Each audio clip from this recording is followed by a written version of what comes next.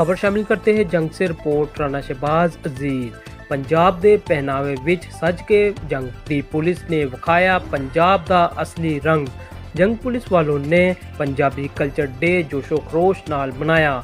DPO captain retire Bilal Iftikhar Kiani Punjabi ਲਿਬਾਸ ਤੇ ਪੱਗ ਨਾਲ ਸ਼ਹਿਰੀਆਂ ਦੇ ਮਸਾਇਲ ਸੁਣਦੇ ਰਹੇ। ਡੀਪੀਓ ਤੋਂ ਲੈ ਕੇ ਸਿਪਾਹੀ ਤੱਕ ਸਾਰੇ ਅਫਸਰ ਪੰਜਾਬੀ ਪਹਿਨਾਵੇ ਵਿੱਚ ਸਕਾਫਤ ਨਾਲ ਯਕਜਹਿਤੀ ਦਾ ਇਜ਼ਹਾਰ ਕੀਤਾ। ਪੰਜਾਬੀ ਕਲਚਰ ਡੇ ਦੇ ਮੌਕੇ ਉੱਤੇ ਪੁਲਿਸ ਤੇ ਆਵਾਮ ਦੇ ਵਿਚਕਾਰ ਖੂਬਸੂਰਤ ਮੇਲ ਜੋਲ। ਅੱਜ ਦੀ ਤਿਉਹਾਰ ਰਸਮ ਤੇ ਰਿਵਾਜ ਦਾ ਜਸ਼ਨ ਨਹੀਂ ਬਲਕਿ ਸਾਡੀ ਸਕਾਫਤ ਨਾਲ ਮੁਹੱਬਤ ਦਾ ਇਜ਼ਹਾਰ ਹੈ। ਜਸ਼ਨੇ ਬਹਾਰਾਂ ਵਿੱਚ ਵੀ ਸਾਡਾ ਕਲਚਰ ਨੁਮਾਇਆ ਰਿਹਾ।